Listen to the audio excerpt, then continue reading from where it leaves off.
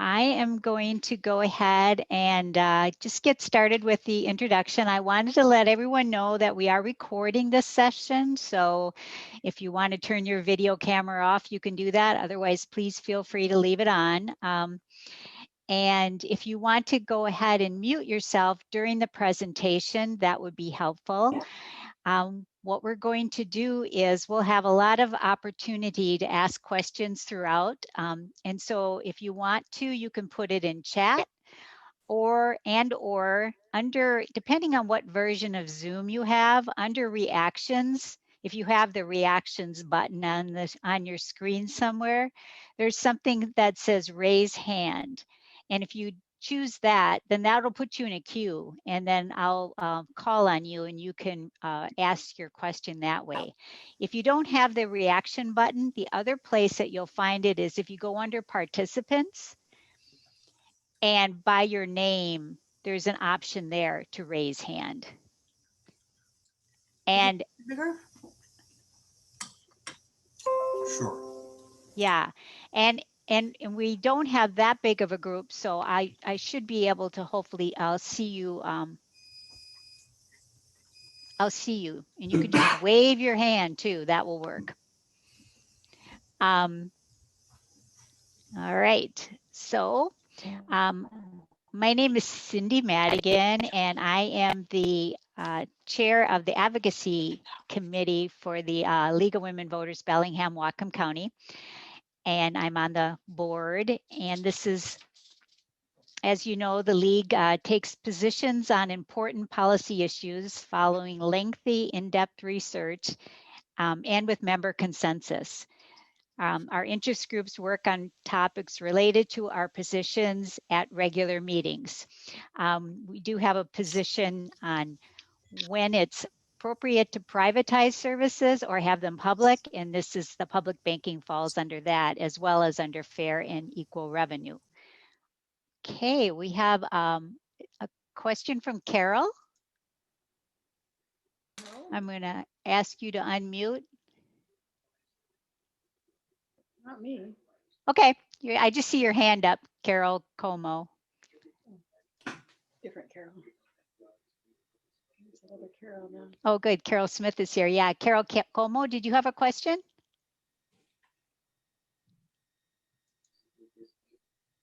Okay, I'm going to lower your hand just so that I don't get confused. Okay, good.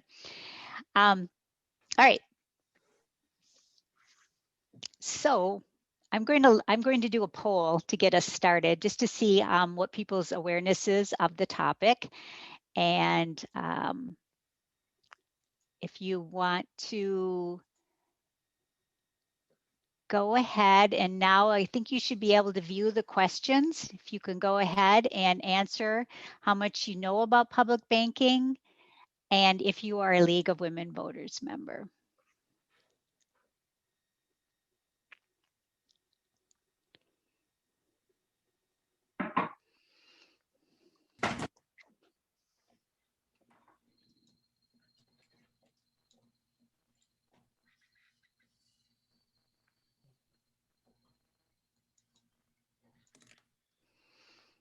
%93 voting. I like the turnout.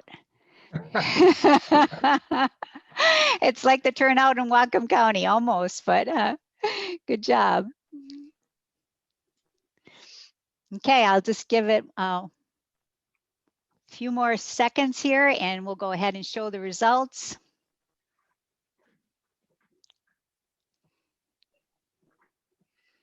Okay, I'm going to end the polling. Share the results. All right, 44%. No, we need this in Washington State. 30% with some knowledge and 26% with no current knowledge. And we have 81% League members and 19% not yet. So good, thank you. Thank you for that. So I'm going to stop sharing the results, and then on your screen, you can close the poll. It'll still show up on your screen until you close it, so you can get that out of your way. All right. So as I said, go ahead. I'll be monitoring chat if you have any questions in chat. And if otherwise, just you can raise your hand and we'll be able to unmute you and you'll be able to ask your own question. So I want to introduce our speakers today. We have Michael Lilliquist, who is on the City Council, and he was instrumental in getting the Bellingham City Council to pass a resolution in support of Public Bank. And so he'll be sharing some information on that later. And then we have Dick Conaboy, who is also quite knowledgeable about public banks, has done some extensive writing and research on it. And we have Stony Bird, who is also knowledgeable about our subject, and he is the co-chair of the League of Women Voters Washington issue group around public banking. We made it an issue. So how we're going to do this is Stony's going to start, Stony and Dick are going to start off with about a 20-minute presentation about what public banking is. And then I'm going to share a little bit of information about the bill that is in the legislature right now. And we'll listen to a few minutes of public testimony, and then Michael's going to share some city-specific information.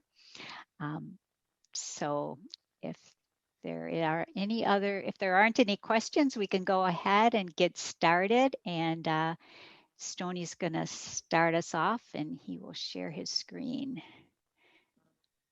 Stony's also put some information in the chat with some resources for you to look at.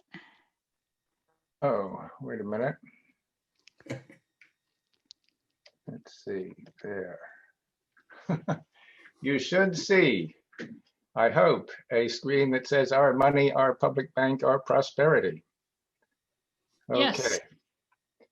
So welcome and thank you for having us from the League's Public Bank Advocacy Committee. As Cindy said, I have just put some information in the chat that contains references you may want to refer to in the future, and also Dick's and my email addresses if you want to contact us later.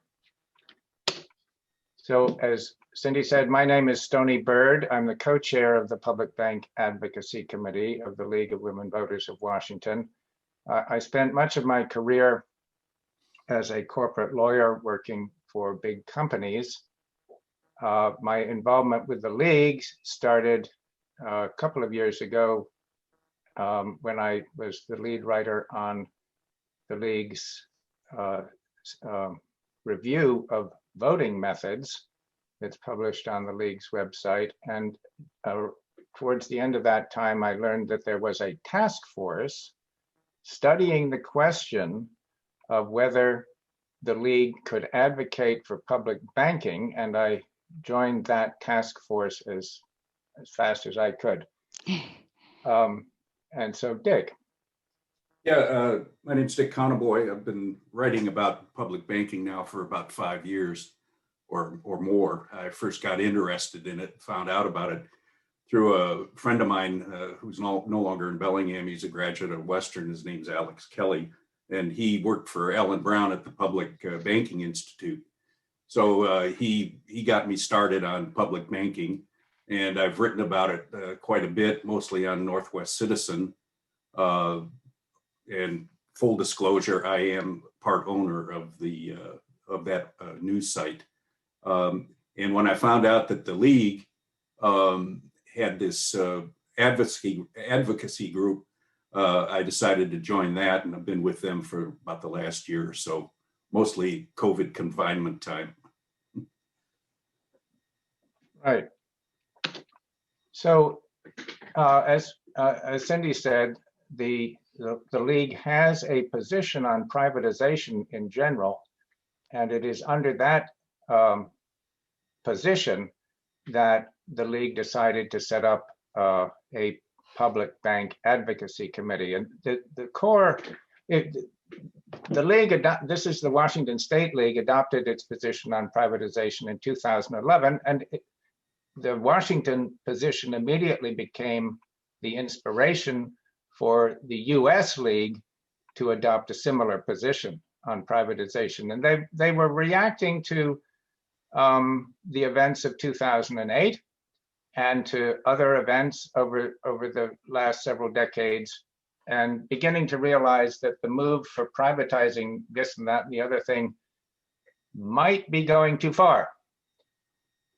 So banking has been pretty much in private hands right from the start of banking.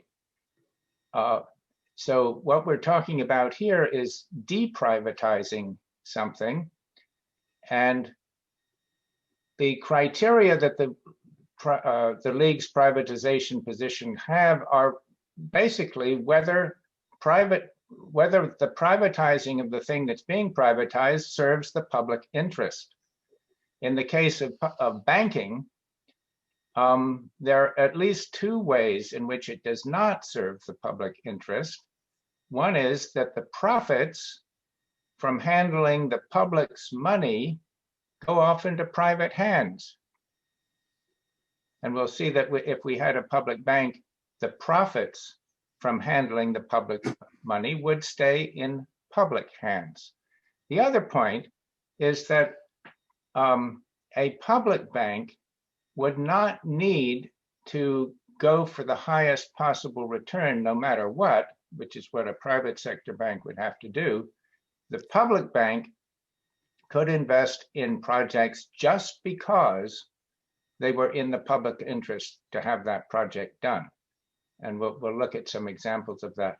The other point is, and this is part of the league's privatization position also, is that the ability of the public to exercise oversight over the handling of public funds, and for the handling to be transparent, and for the people doing it to be accountable, is vastly increased if those matters are in a public bank as opposed to a private sector bank. So I'm going to show you a little video about what public banking is. And this little video talks about a city-owned public bank. Public banks can be owned by any level of government, state level or national level, and around the world there are many examples at all of those levels. But so here we go with this little video, if I have any luck at all. So I've got to stop sharing that and start sharing this. And here we go, I think. In this city, in anywhere USA, the residents of the city have decided they want a park. The city council agrees the park is a great idea. But how will they pay for it?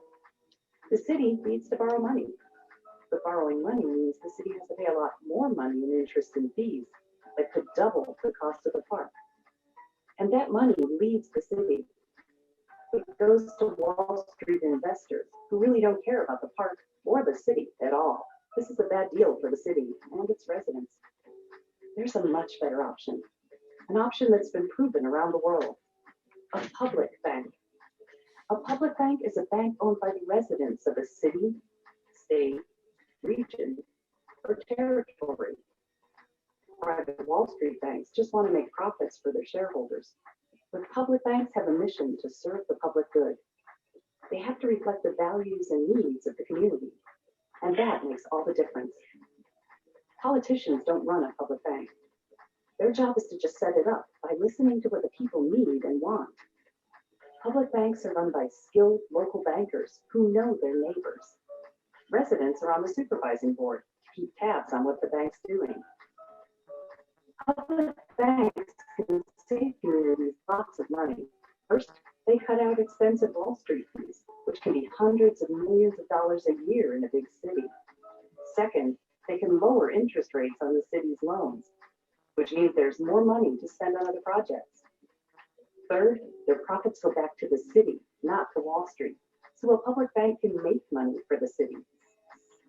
All this means the people of the city have a lot more money to fund all the things they need, such as bridges, good roads, good schools, renewable energy, affordable housing, lower taxes, and the park that people wanted. They now control their own money, and they can build their own future. Join the movement. To find out more, go to publicbankinginstitute.org. Bingo. So now I've got to go back here, there. And, oops, come on. Oh, come on. There. Okay. So as that little video showed us, what happens now is we pay taxes and they go into the public treasury, but from there they go right into the hands of private sector banks. And based on receiving our money, the private sector banks can invest it anywhere in the world.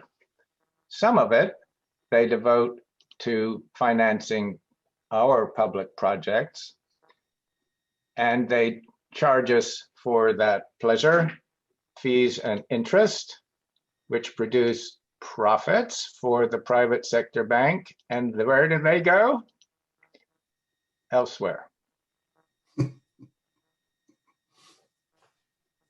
Now, if we had a public bank, we would pay money to the public treasury and it would put the money in the public bank. The public bank would finance public projects, but only in Washington State, or if we had, let's say, a Bellingham City bank, it would be only in Bellingham. And the public bank would charge fees and interest and profit from it. But the profits would come back to us.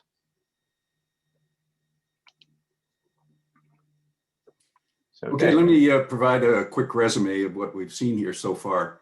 Number one, public banks belong to public entities as states and cities, ports, or even tribal entities.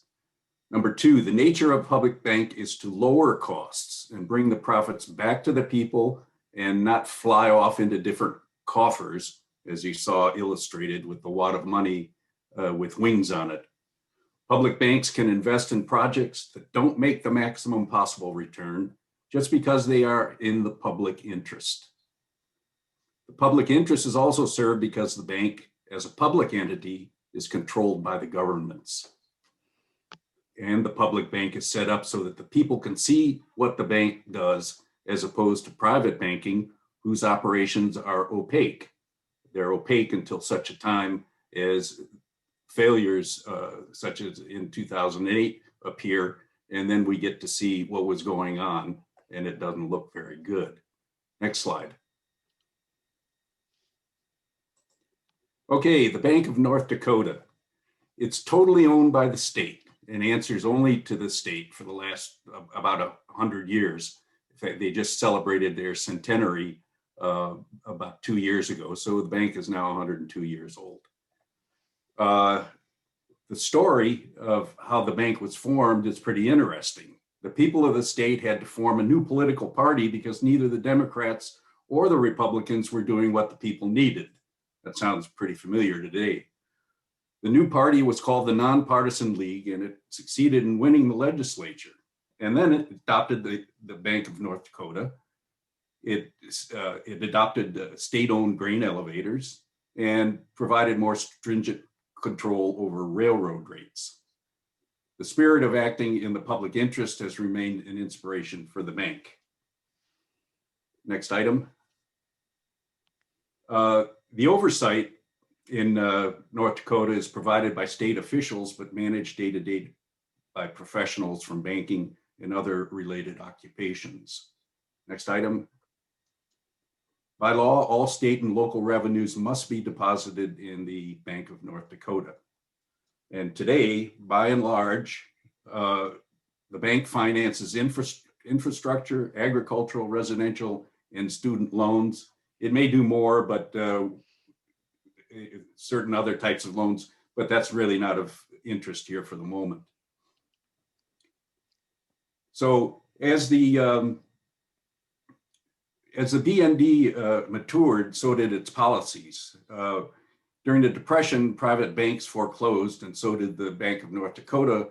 But the difference was it allowed farmers to stay on their land and work the land and produce food.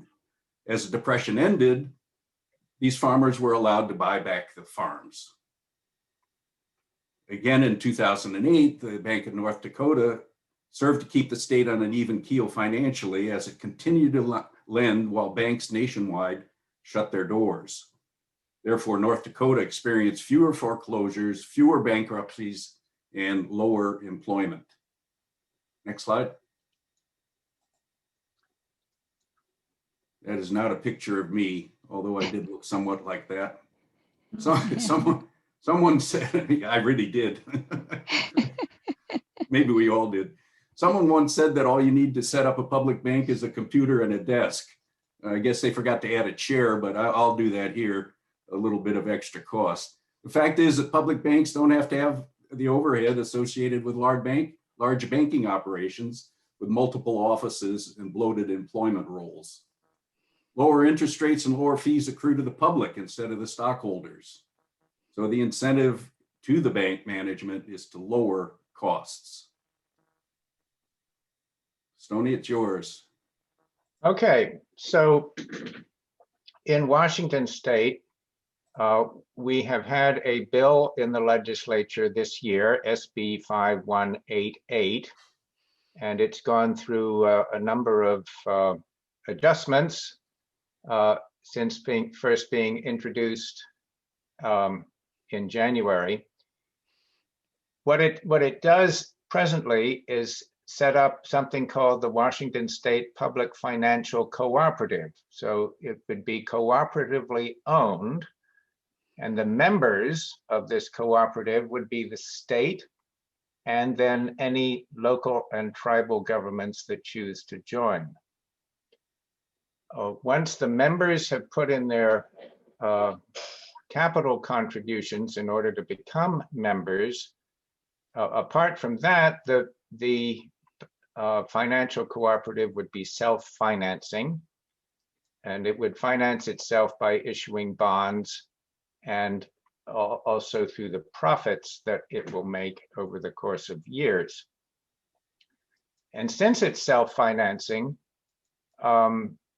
its obligations through the bonds, for example, would not be obligations of the state. So having the financial cooperative in place and operating would have no effect on the state's debt limit.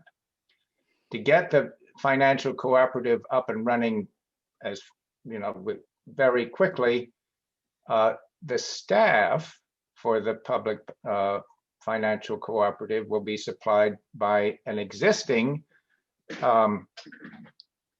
entity in the complex of state entities, namely the Housing Finance Commission, which operates, broadly speaking, in a very similar way. It is self-financing by issuing bonds and then makes loans for housing.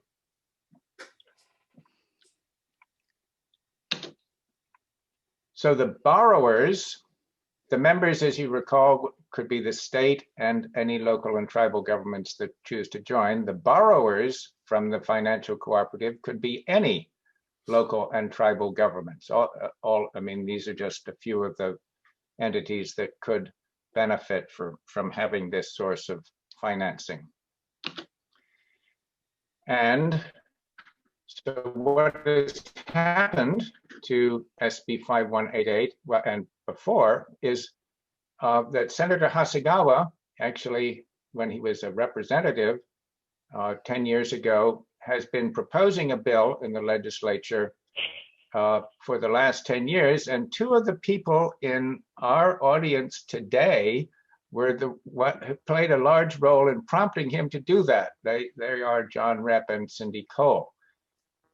At any rate, he kept doing that. And in 2017, The legislature adopted a budget proviso which called for a study of how to implement a public bank and the development of a business plan for a public bank. And in 2020, about a year ago, the business plan appeared. It had been developed by the Dan Evans School at the University of Washington.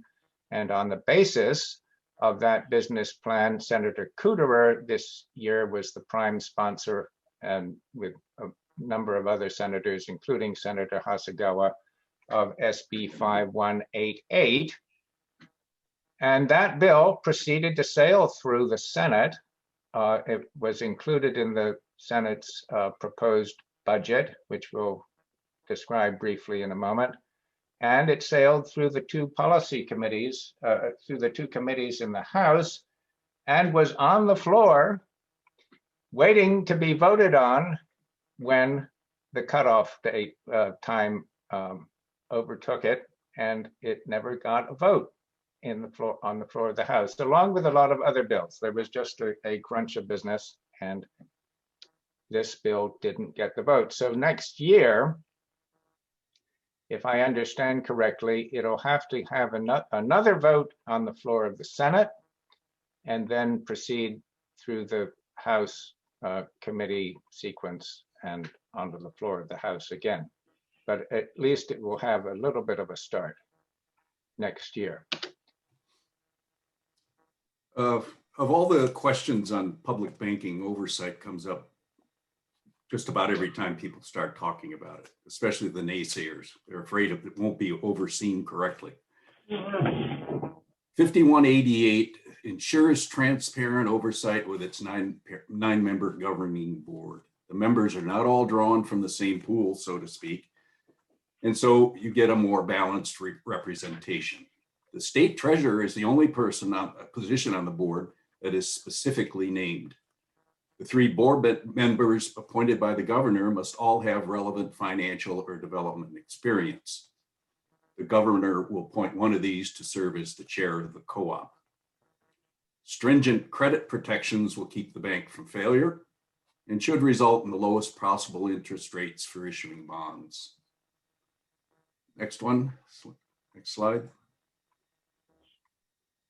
These projects, potential projects, are enumerated in the bill, but they're not an exhaustive list by any means.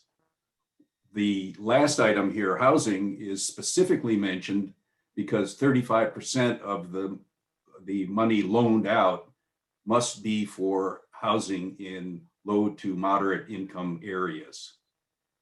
Next slide. The current budget calls for $250,000 to study how the bank will work with the Housing Finance Commission, because the Housing Finance Commission will supply the cooperative's personnel who will work under the direction of the cooperative's operating board. The current budget will also provide a startup loan of $10 million, which will eventually be repaid. So during the following biennial budget, that's 2023 to 2025, the state will provide $200 million as an initial investment. Once at least 20 local and tribal governments have put up at least $50 million between them. Next slide. This is a brief comparison of the Washington Cooperative and the Bank of North Dakota. What is not clear at present is the ability of the cooperative to lend to private interests, as does the BND. 5188 does require, as I mentioned, 35% of its loans be made for low to medium income housing. Okay, go ahead, Sonny. So what we're doing here in Washington is part of much activity all over the country. On this map, the green states are places that have legislation of various kinds in place. We've talked about North Dakota. In California, they passed a bill in 2019 allowing cities and counties to set up their own public banks. That was what that little video was directed at, I believe. In American Samoa, the last private sector bank pulled out maybe 5 or 6 years ago. And so there was no bank there, and they decided to set up a public bank. In New Jersey, the governor, a former Goldman Sachs executive, has set up a commission to design a public bank, and the report from that commission is expected this summer. So the orange and pink states are ones where there is legislation pending or a study being done and so forth. The yellow states are ones where there's an active citizens group promoting the idea, or candidates running with public banking being part of their platform. There's also proposed legislation at the federal level. And these, I won't go into any detail about these, but you can see there is lots of people thinking about this and how desirable it would be. Okay, we've gone over the first 4 items on this slide from several angles during the last 20 minutes or so. The last point, however, may be the most important, as it speaks to moving the management of money out of the private sector to be treated more like it belongs to the commons, such as air, water, natural resources, energy. Such resources and their benefits should be controlled by the citizens for the citizens. Next slide. Okay, what you can do. Number one, and before I continue, the links to these will all be in the chat, so you don't have to worry about asking about them right now. You can sign up as a supporter with Friends of Public Banking. This site was recently set up by the Public Banking Institute. You can go in there and indicate your support, appear on the list if you wish, and get other information concerning the progress of public banking in the US. You can invite us to other groups you might be involved with so that we can provide the same presentation to them and get them informed on public banking. There is a legislative website in Olympia for the legislature where you can comment on this particular bill or others for that matter, but we're looking to comment on 5188. You go in there, you can just indicate pro or con, or you can actually leave some comments. You can contact your city or county council. Our city council here in Bellingham, as was mentioned earlier, did pass a resolution supporting public banking. So if you want your city or county council to look at the matter, you need to contact your representatives. You can also sign up for action alerts by putting your name and your email address in the chat before this meeting closes. That way we'll be able to send emails to you to let you know what's going on. So that's it for our presentation. We'll entertain any questions now.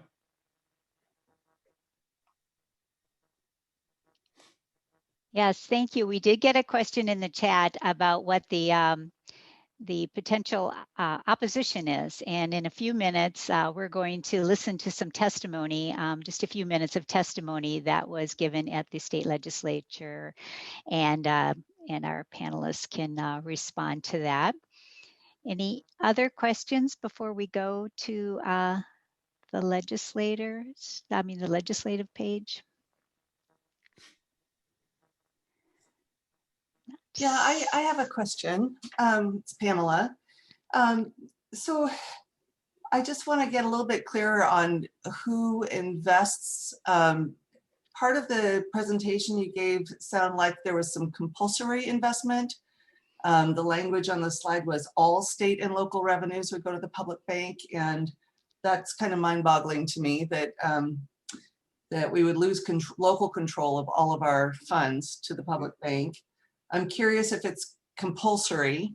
It sounded like there was, I just got like 3 parts to it, and you can talk to all of them. Whether or not it's compulsory, it sounded like people could choose to join, or entities could choose to join. And I'm wondering if there are any barriers to joining. Would this disenfranchise any municipalities because it's difficult to get in the door? Starting at the end of your questions, any municipality can join. The board of the financial cooperative will set up what a membership costs. And so that will be a big decision for one of the initial decisions for the board to make. But the financial cooperative can lend to a municipality or any unit of local government, whether or not that particular unit is a member of the bank. So it would be potentially beneficial to every local government unit in the state.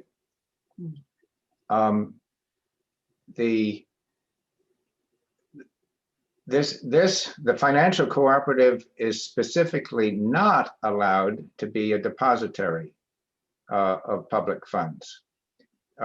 There were slides that talked about that, but they relate to a bank like the Bank of North Dakota, where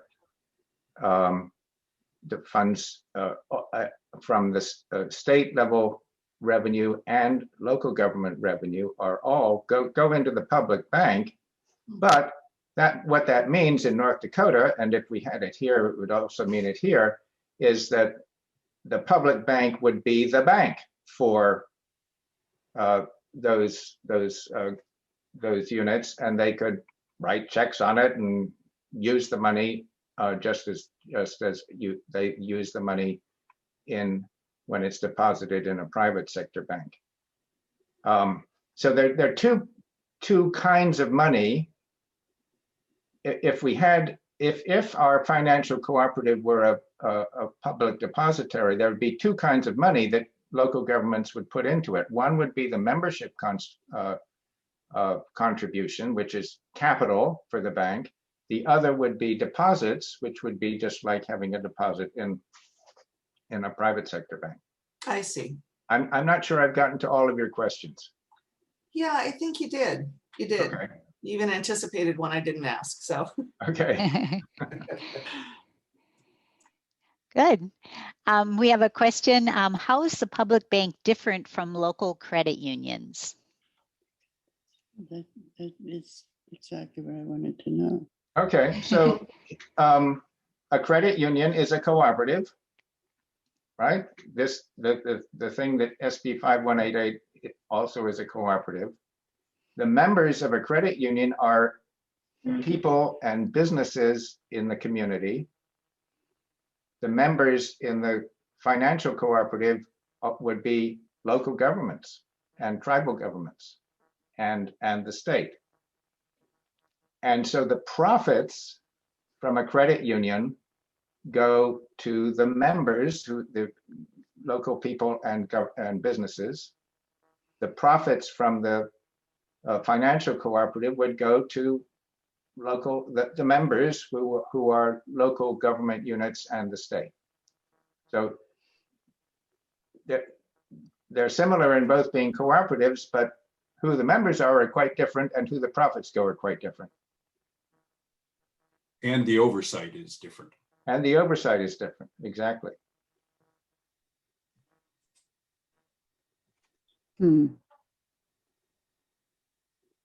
Okay.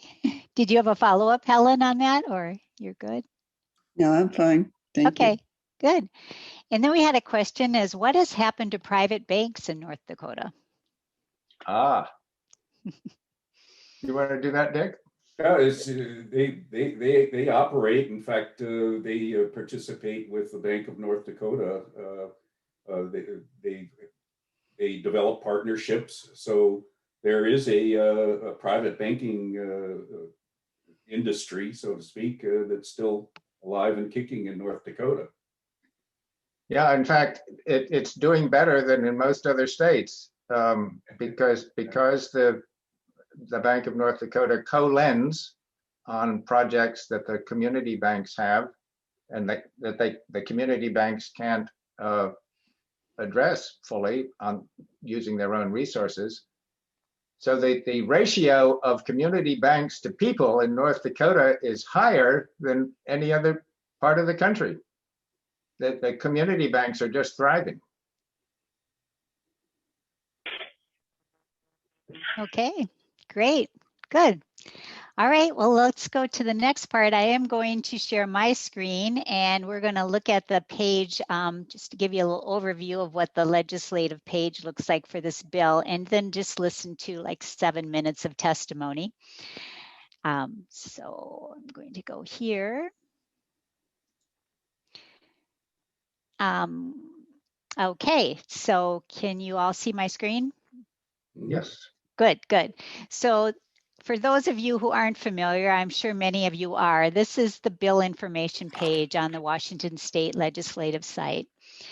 And it has a wealth of information. I just wanted to go over it briefly. Stoney and Dick covered the content quite well. And so this is the bill number, and this tells you where it's at in the process, who the sponsors were. This is where you go to comment on the bill. You can get email notifications. So every time the bill changes in the process or there's any action taken, you'll get an email letting you know that that's happened. So it's a very handy thing to have. And then we have the bill history, and this talks about where it started, which chamber, and this was the Senate action. You can see that it was passed in the Senate 27 to 21. And then you can go here to roll calls if you wanted to see who voted in favor of it and who voted against it, and if there was anyone excused, which is a really handy feature, because what we like to do just happened. What we like to do is, you know, encourage people who haven't supported to support it, but also thank people who have supported it, because they really like to hear from us. They like to know that we have supported their decisions. So please do comment either on the bill page or write to your legislator. And then in the House, this is where it got all the way through down to the Rules Committee. And it was placed on second reading, which meant that it was going to go to the House. Hello. Oops.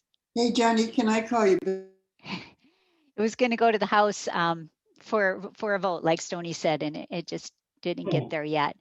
And the other area that I think is really great are these bill reports. And the bill reports are the staff summary of what's happened on the bill. And that will talk about a summary of the testimony and of the nonpartisan staff description of the bill and its content. So really, I like to go here. Here you can get to the original bill and the substitute bill and everything there, which is the actual language, but this is a little easier to read, these reports here. It's in English. It's in English, right. Instead of legalese. And then here's a list of all the amendments, and all of this is clickable. You can click and see, what amendments are and whether they were adopted or not. You can see here, there were a bunch of amendments lined up that were ready to get discussed, but they didn't. Sometimes the number of amendments lined up may determine whether or not a bill gets heard on the floor because of the time required sometimes to go through all the amendments.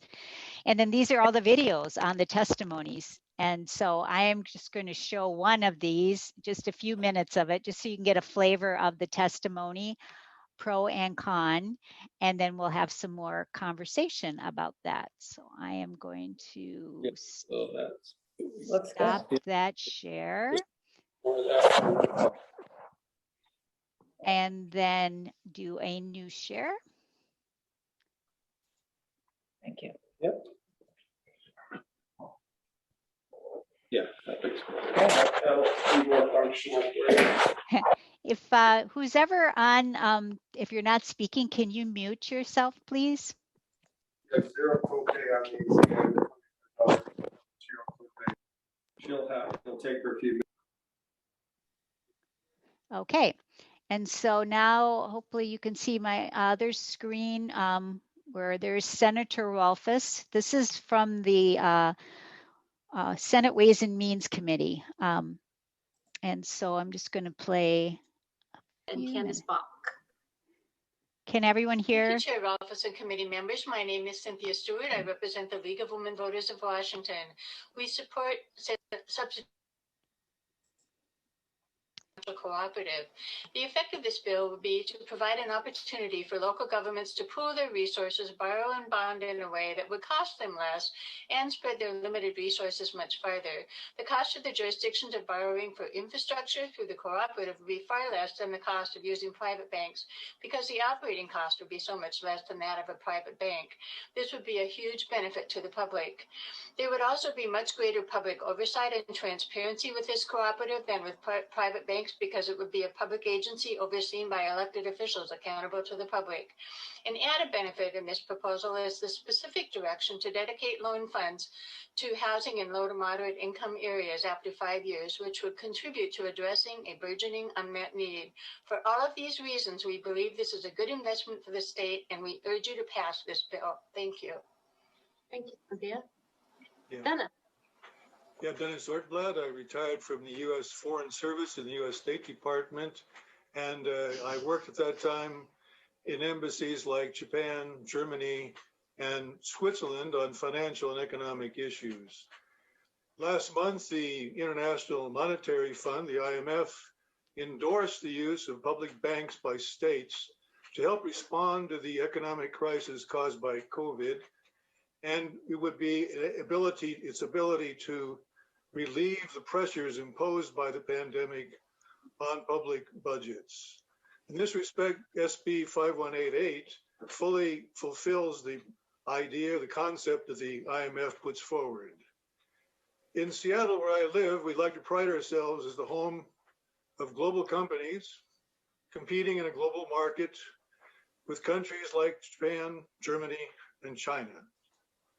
But we do not have a global infrastructure, far from it. In order to compete in a global economy, we need SB 5188 to provide us with a stronger infrastructure in order to remain competitive. It's part of Washington's future. Thank you. Thank you. Candace. Thank you, Chair, members of the committee. Candace Bach, representing the Association of Washington Cities. Signed in other. We have heard from some cities who are intrigued by this concept. As you know, there is not sufficient funding out there to cover all of our infrastructure needs across the state. And so we're always interested in something that would be additive to the tools that currently exist. We do want to make clear that we would see anything like this as being additive and not a replacement for the existing programs like the Public Works Assistance Account and other state grants for infrastructure.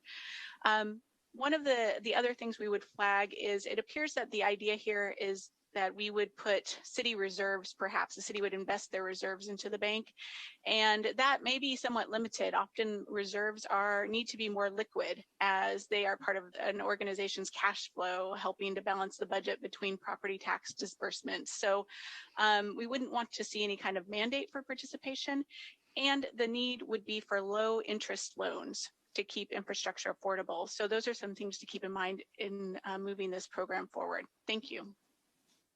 Thank you.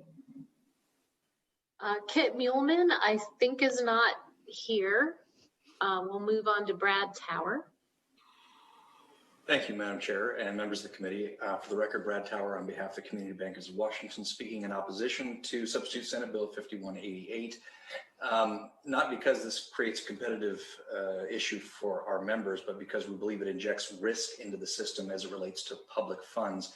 I would point to the fiscal note where the DFI estimates a $0 cost for its issuance of a credential to this entity because it is just purely ministerial. There is no qualification for that, and that their oversight would be purely voluntary.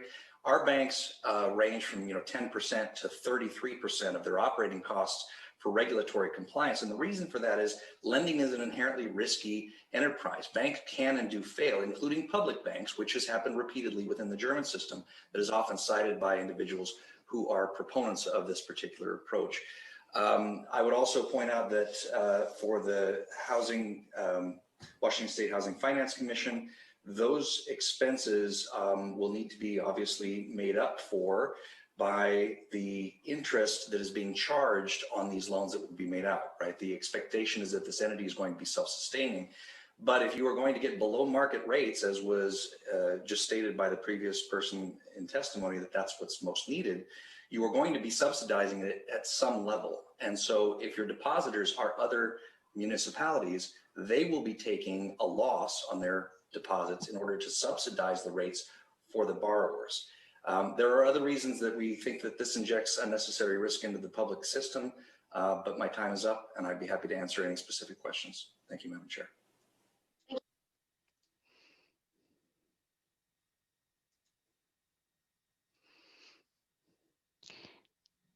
Okay. There is some testimony, pro, other, and con. There was more testimony, but I just wanted to give you a flavor of that so we'd have some ability to talk about some of the concerns that people express. So I'll let the panel take it from there. And then we're also going to roll into, Michael has some information he wants to share about the city level. So go ahead. We heard some concern about not wanting it to be instead of the Public Works Assistance account, that it would be additive.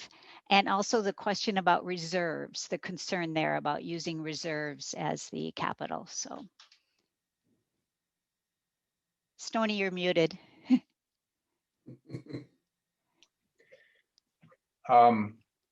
Reserves are the thing that anybody needs to meet current cash requirements. I mean, if you're a business or a local government, you've got to pay the payroll every week or every 2 weeks or every month. And the reserves are there so that you can do that. And you've got other immediate cash needs all the time. So reserves are not what local governments would be asked to put into the financial cooperative as their capital contributions. I mean, their capital contributions, once they had been made, would have to stay there and not be used. That would be the capital of the financial cooperative. So cities and counties and other local government entities would have to find other sources in their financial resources with which to make the capital contributions to the bank. And that's one of the questions that I'm hoping Michael will address.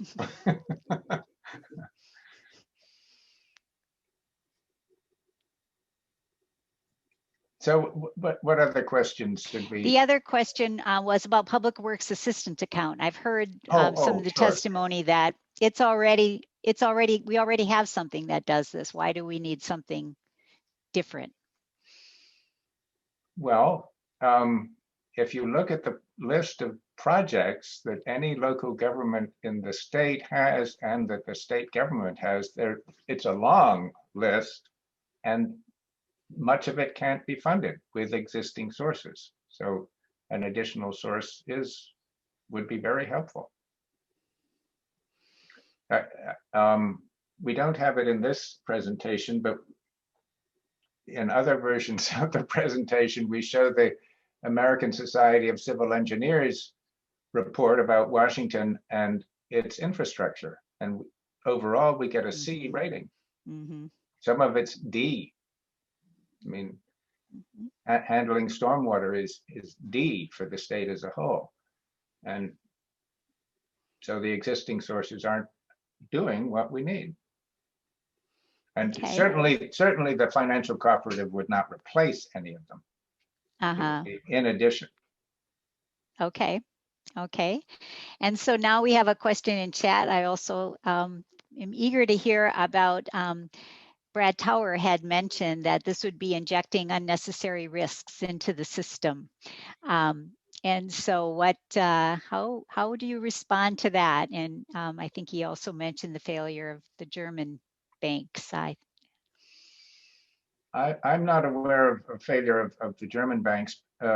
He, in a different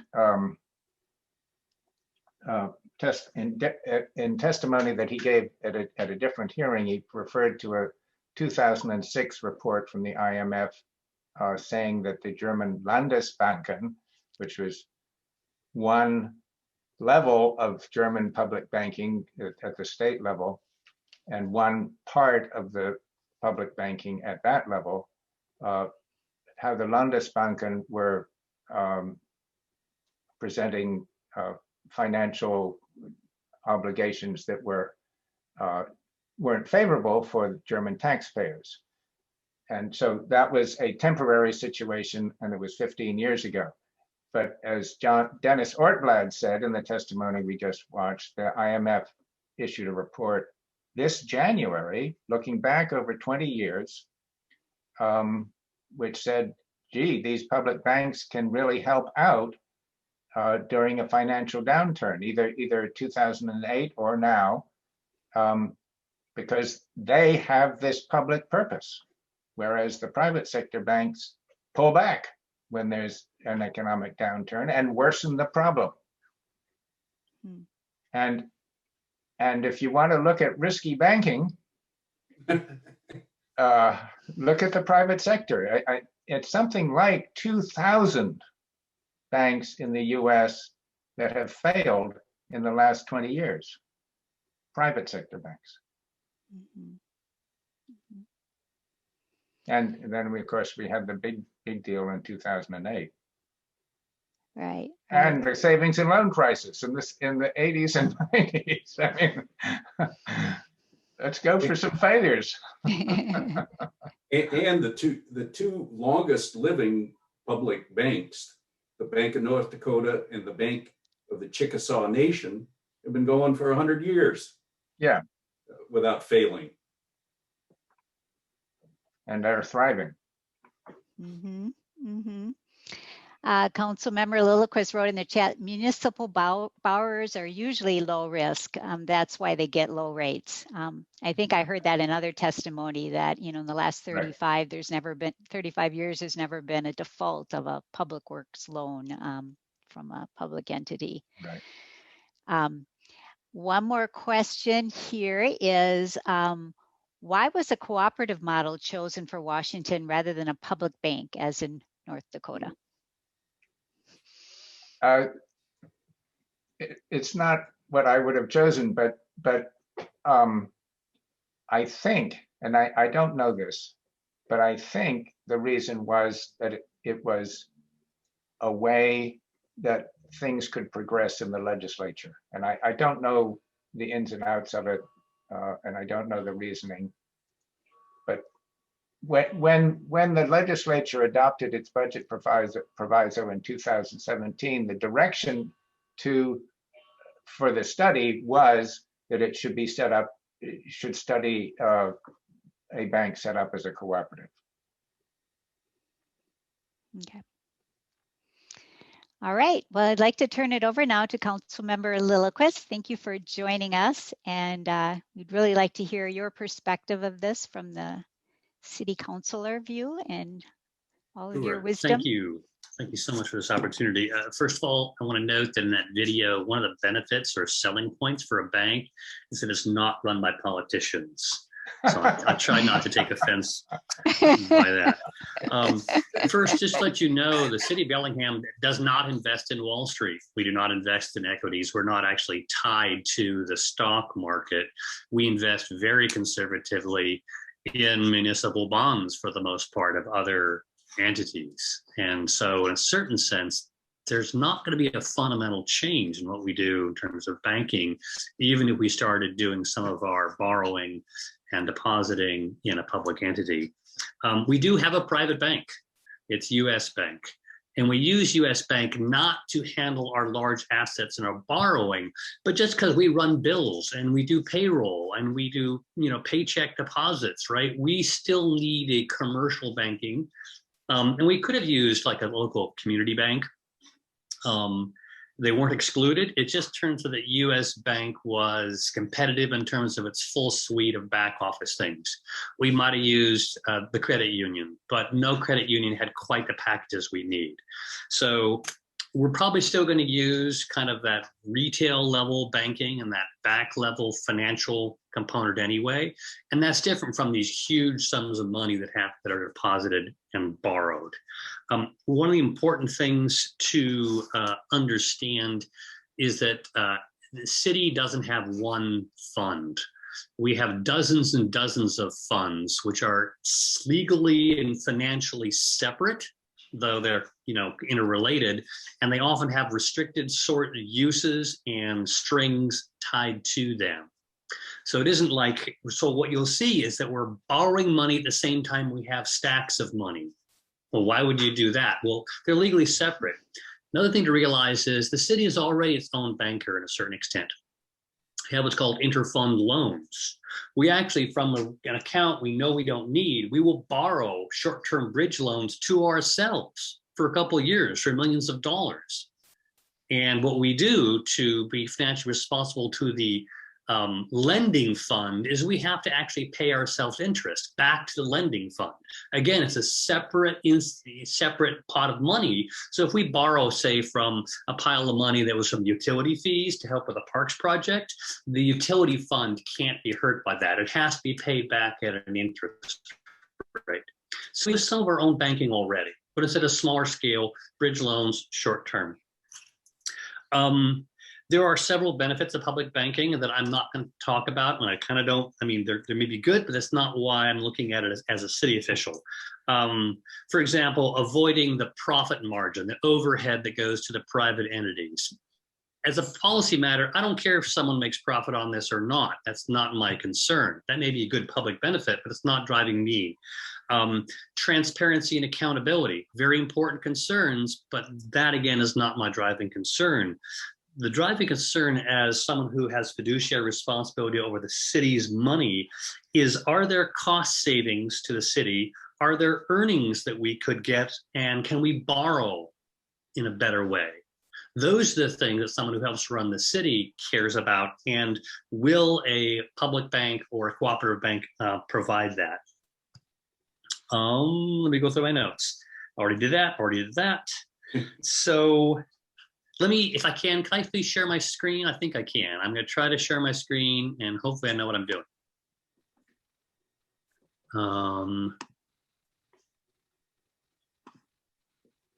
Okay. Is it working? Yes. Yay. Okay. Thank you very much.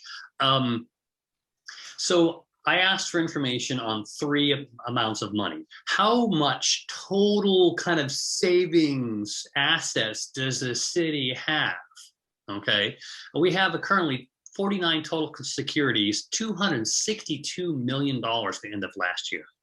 Okay, now there's a certain portion, 34 million, that's in a local government investment pool. This is a quasi-liquid asset. This is the money that we need to have available for operations, but the vast bulk of it is actually long-term holdings, again, in certain funds for certain purposes. For example, could be a pension fund or a long-term liability fund. This is not money we can spend on operations, okay? But we have to save it. So the bulk of our portfolio, like I said, is not in the stock market, it's in conservative bonds. And we ladder our investments and we get anywhere from 0.25% to 2.8%, depending on when we made the investment and how long the bond is. Okay, so this is money that we could be putting in conservative bonds, or we could be putting it in a public depository account. The next thing I want to go to is our current debt. So we do borrowing, okay? We have general obligation bonds, which are backed just by our ability to tax. And then revenue bonds, which are backed by a much more specific source, like our utilities. So the utilities are very expensive. Most of the money the city operates is utility money. And we borrow to build sewer treatment plants and things like that. And we borrow against the revenue from the utility ratepayers. Okay, right now we have $25 million outstanding in borrowed money, their general obligation. 58 million outstanding. That's revenue bonds. And then we have a smaller category of Washington state loans. And these are usually because the state is offering specific and highly beneficial financing, say for energy improvements. And we will borrow through those special programs because sometimes they're like no interest or very low interest. So we will do special borrowing also. Again, these are borrowings that we could do through a public entity that right now we don't. Right now we go out to the private sector. And as I indicated in my comment, we're a low risk borrower, right?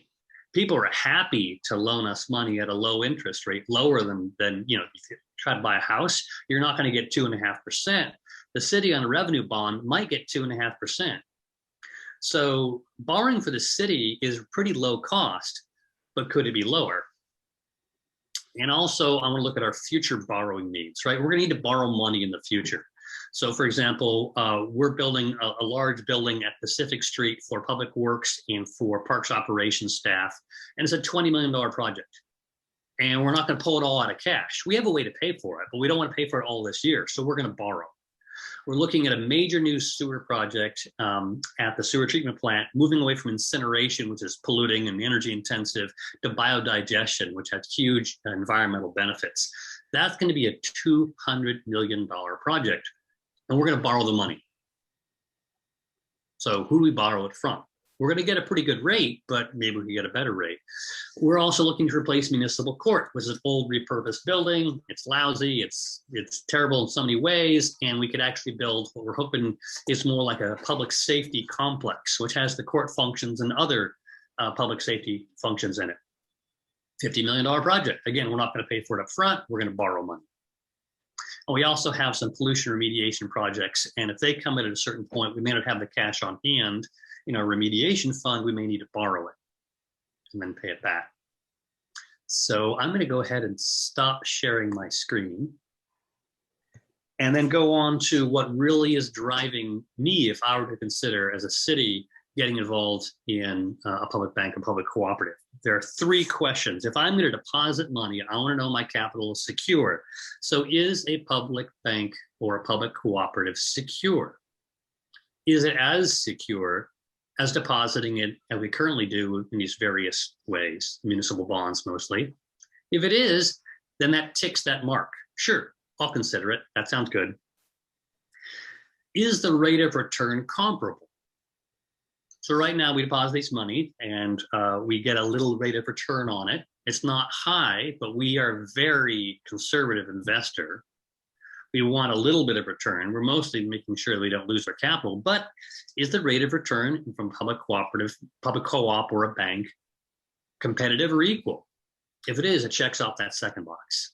Okay, I've got a bunch of money. I'm willing to put it there. It's going to be safe and secure, return money to me. It's not going to be a risk. But then the final thing, which I think the most attractive, is the cost of borrowing competitive? If it's competitive, if I can borrow to build a $200 million treatment plant from a public co-op at a rate that's 2.25% as opposed to 2.75 or 2.9 or whatever I might get from a private sector lender, well then great, I'm going to go for it. So all you have to do is basically perform on par with public bank, with private banking. And I think the argument is that public banks, because they don't have a profit motive, because they aren't beholden to investors, basically don't siphon off the profit, and they can afford to return to depositors and lend to borrowers at a rate where the spread is simply less. And if that's true, then as a public entity, the public bank would be comparable, on par, or maybe slightly better. And as a municipal official, that's what I care about. I have a responsibility, shared responsibility, over hundreds of millions of dollars in borrowing and lending and depositing. And if you can get me something that's comparable and secure and competitive, and then has these other softer benefits, then it seems like a really good deal to me. Mm-hmm. So, I mean, that's the way I look at it. And I have one final note. Oh, the final note is what I don't know. I'm not exactly sure how this public cooperative bank would work. I'm not sure what it means to be a contributor. as opposed to a depositor. So I don't know the details of how that would work. I would need to learn that. But as you can see, I mean, the way I frame this is completely different. Is the public lender on par competitive with a private lender? If so, I can go for it without any philosophical or ethical or moral motivation, just out of pure self-interest and fiduciary responsibility. And I think a good case is that on the fiduciary basis alone, looks like a really attractive deal. And if there's public policy benefits as well, like transparency and accountability, then that kind of sweetens the deal. So that's how I'm approaching this in my thinking right now. Is that a long question? It's a statement. A statement. So, but I heard some implied questions, one of which is relating to the difference between a deposit and a contribution. And I think of contributions as a little bit like buying shares in a corporation. And when there's no stock market where you can sell your shares to other potential shareholders, the only place where you could sell your contribution as a shareholder would be back to the company from which you bought them, and the company wouldn't accept. So that there's the capital contributions that members of the cooperative would have to make would be long-term and investments, and you showed us that the city already has a lot of hundreds of millions of dollars worth of long-term investments, and this might be one of them. Okay, so then there's the question of what rates the cooperative would lend for city projects, and all of this would have to be worked out in the way the bank actually operates. But as we saw, the cost structure of a public bank or of the financial cooperative is much lower than for private sector banks. I mean, they only spend something like 10%. The Bank of North Dakota, for example, only pays 10% of its revenue on things other than financing costs, like maintaining branches. It only has one office, whereas most private sector banks have branches on every street corner, and that all costs money. So the public bank or the financial cooperative would have much greater margin with which to offer lower interest rates to borrowers like the city of Bellingham. So my sense is that in general, the public bank would be able to offer lower interest rates than the private sector bank. Then the additional benefit is that if the city were a member of the financial cooperative, it would get some of the profits. It would get that would be the source of its return for the investment in the capital of the cooperative. And the details of all of that have to be worked out, but that's the conception.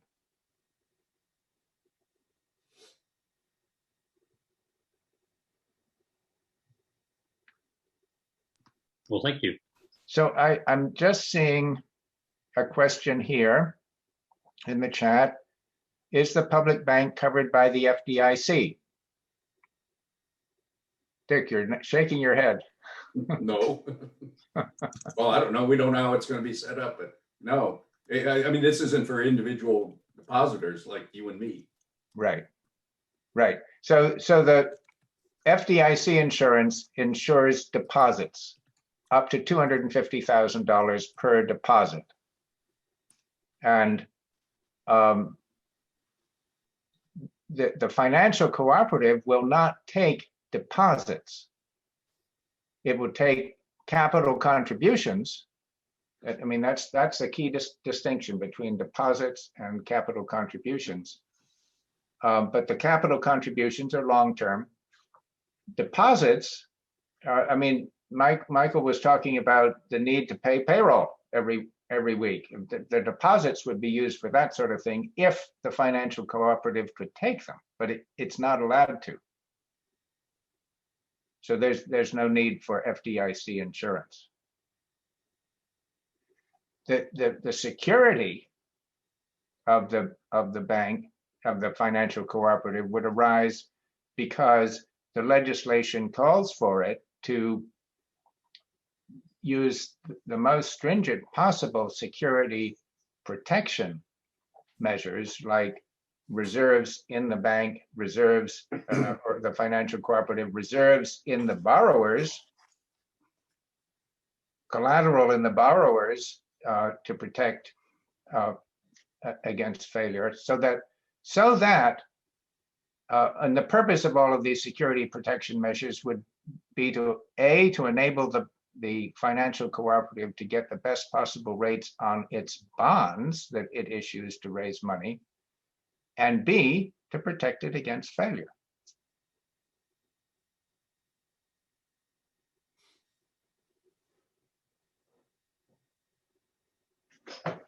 Let's see.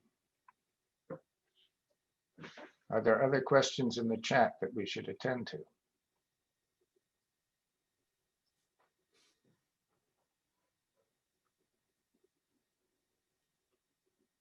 There was a side question sent to me about establishing a city bank as opposed to the state cooperative.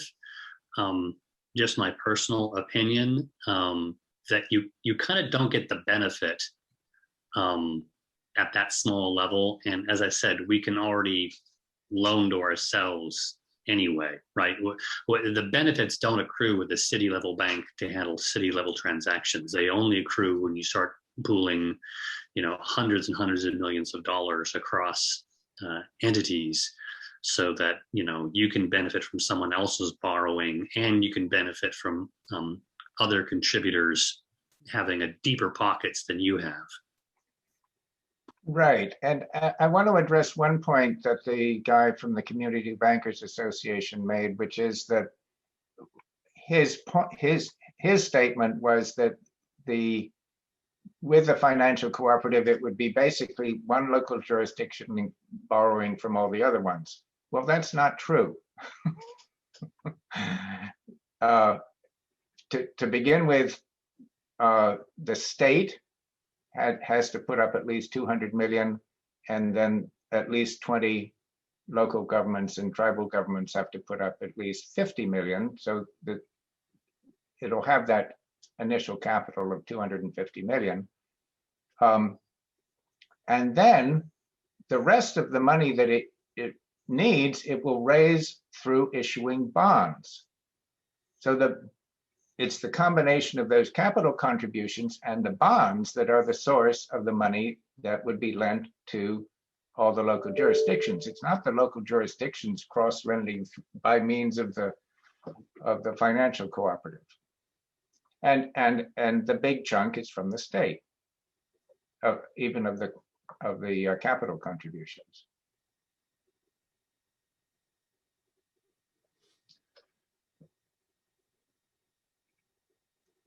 Let's see. I don't see any other questions. Actually, Stoney, could you go over that last part? You're now a fully chartered cooperative, and you're capitalized at 250 million. Then that cooperative go out and quote unquote raise a bond. Yes. From whom? Oh, and on the general capital markets. They're getting the private market.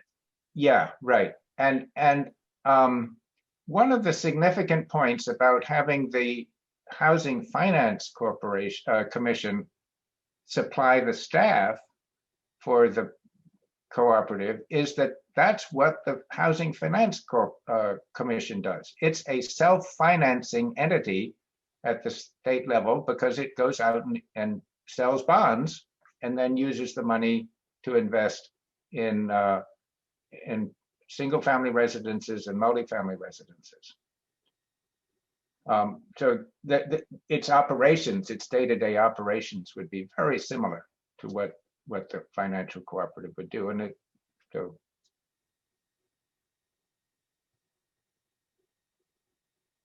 does that answer your question?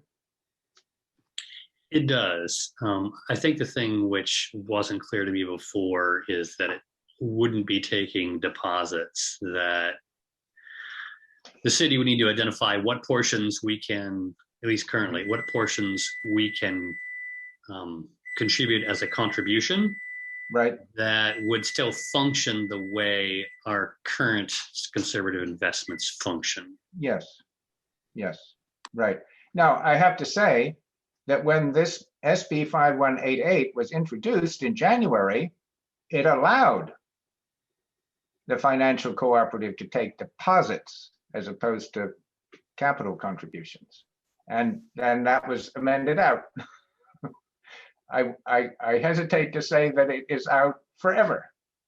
I mean, at some point, maybe even next year, the bill would include the possibility of making deposits from municipalities, or maybe in a future evolution of the financial cooperative that would come along.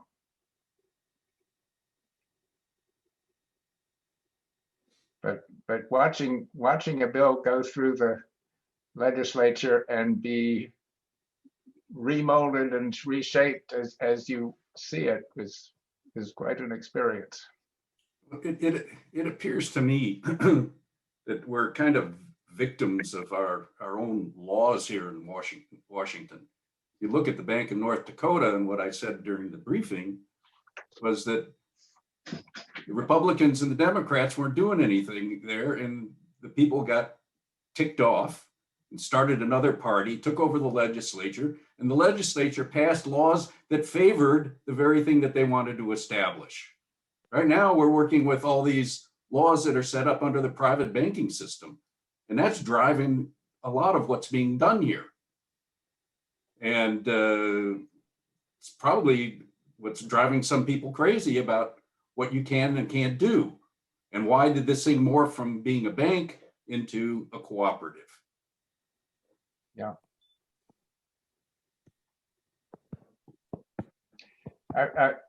Another point, very general point to make about our thinking and the regulatory system that we have is that it was all formed in relation to banking 100 years ago or 50 years ago during the 30s.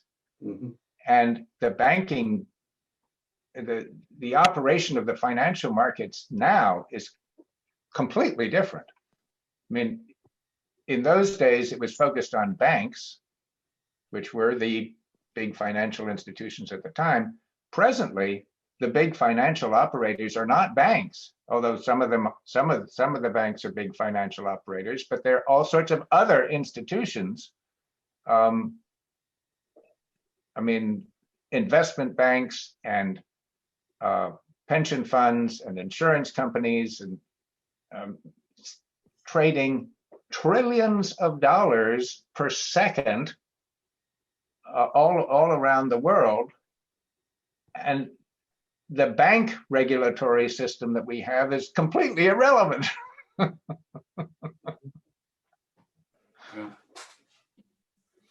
You're muted, Cindy. I see Keith had a question, so I wanted him to ask it if you wouldn't mind. I'm not sure I can formulate a question. Can you hear me? Yes, can hear you. Okay. It seems to me that changing from a bank to a cooperative probably is very meaningful, but I don't know what that meaning is. I'm really a novice in this whole thing. Finance is not what I've ever really done. I borrowed, helped municipalities borrow from each other and such in the past, but I don't know the rules. how the rules are, and to your last point, Stony, about all these regulations that have gotten more and more complex, have they made it impossible to do what the Bank of North Dakota did 100 years ago? I mean, because the reason I'm interested is because of the success of the Bank of North Dakota. But if the circumstances have changed, and apparently they did since January even, because we went from a bank to a cooperative, but we don't know why. That concerns me. No, I mean, we know that it was amended, but what are the arguments for and against? What are the intricacies of the banking laws now that create new opportunities or preclude them? Those are questions that I don't know how to precise. Sorry. Yeah, and I don't either. I'll just mention one point of detail, which is that the decision to set up a cooperative as opposed to a bank was made in 2017, when the legislature passed its budget proviso calling for a study based on the idea that this institution would be a financial cooperative. And it's supposed to be modeled on the Federal Home Loan Bank. I don't know if people in this audience know about that, and probably it's not worth going into, but the Federal Home Loan Banks are cooperatives owned by the people who borrow money from the banks, from those banks. Okay, well, thank you so much. I want to wrap this up. We're almost at 11:30, and I really appreciate you all coming to join us for this discussion and spending part of this beautiful sunny day here on Zoom. We have recorded this. We'll be posting it on our website shortly. And we'll likely write an article in our voter that we do. So if you check our website, you'll be able to see that. And if you have any questions, or if you want to be, I know a number of people put their name in the chat already. If you wanted to be added to the list, the action list. And I think that does it, unless anybody else had any final comments. Thank you very much, Dick and Stony and Michael. Really appreciate it. And